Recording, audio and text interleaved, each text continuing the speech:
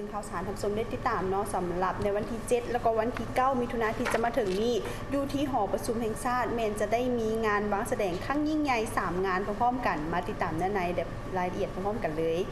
ในระหว่างของวันที่7ถึงวันที่9มิถุนายน2018ที่ว่าจะมาถึงนี้อยู่ที่หอประชุมแห่งชาตินครหลวงจันทร์ทานจะได้พบกับงานสุดยิ่งใหญ่3งานใน1เดียวที่ได้รวบรวมเอางานอันดับต้นๆในสปป.ลาวมาโฮมกันไว้หรืออีกงานหนึ่งก็คือลาวท็อป3 Expo 2018ซึ่งจะประกอบไปด้วยงานวางแสดงอุตสาหกรรมอาคารการก่อสร้างและวิศวกรรมกลจักรระดับสากลที่ใหญ่ที่สุดในประเทศลาวหรือว่าลาวบิว2018และงานวางแสดงการบริการอาหารและเครื่องดื่มระดับสากลที่ใหญ่ที่สุดในประเทศลาวก็คือลาวฟู้ดแอนด์โฮเทล2018และงานสุดท้ายก็คืองานที่3แมนงานแสดงยานพาหนะและการบริการหลังการขายระดับสากลอันดับ1ในสปป.ลาวหรือว่าลาวออโต้2018ร่วมจัดโดยสภาการค้าและอุตสาหกรรมแห่งชาติลาวสมาคมสถาปนิกและวิศวกรรมพลเรือนลาวสมาคมโรงแรมและห้านอาหารและกลุ่มบริษัท AMB TOSASซึ่งทั้ง3งานดังกล่าวนี้แมนจะได้พบกับ200 กว่าบริษัททั้งภายในและต่างประเทศรวมทั้งสินค้าชั้นนำจาก15ประเทศจะประกอบมีก็คือประเทศจีนอิตาลีเกาหลีมาเลเซียสิงคโปร์ไต้หวันและประเทศไทยงานครั้งนี้นี่คาดว่าจะดึงดูดเอาลูกค้าและก็ผู้ที่ได้เข้าชมนี่หลายพันคนเลยที่สามารถค้นพบหาโอกาสทางด้านธุรกิจใหม่ๆเบิ่งผลิตภัณฑ์ล่าสุดและวิธีการแก้ไขประกอบด้วยวัสดุการนำไส้อุปกรณ์การก่อสร้างพลังงานและไฟฟ้า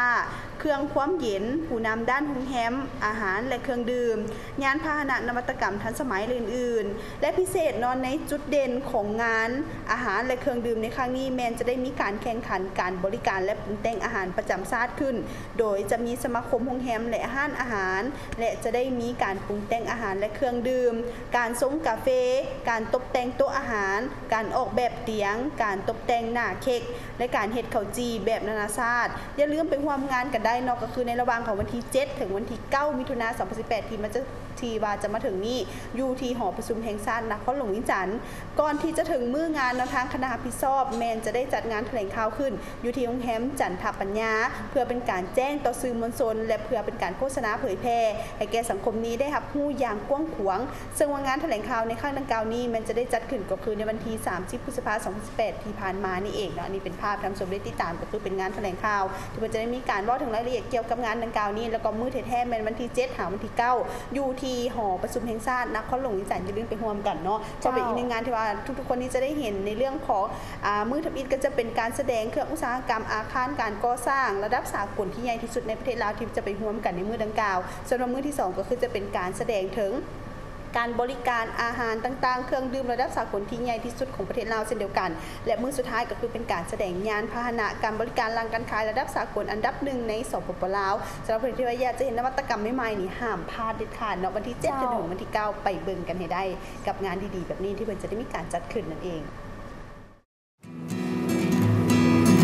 สบายดีข้าพเจ้านางมาริดาจำลองเพจนอจากรายการสบายดีเมืองลาวในตอนเช้าออกอากาศวันจันทร์ถึงวันศุกร์แล้วก็รายการเมืองลาววันนี้ออกอากาศตอนแรงจันทร์วันศุกร์เช่นเดียวกันตอนนี้ทางช่องสามารถติดตามรายการของเราทั้งหมดทางโทรภาพลาวสตาร์ได้แล้วทางผ่านทางช่อง YouTube Channel เนาะเข้าไปเบิ่งพวกเราแล้วก็อย่าลืมกด Subscribe ติดตามพวกเรากันได้กันแล้วกันในวันนี้เลยเนาะอย่าลืมกันแล้วกันนะเข้าไปเพิ่นกันได้หลากหลายรายการเลยที่น่าสนใจอย่าลืมกดติดตามกันได้เด้อ Subscribe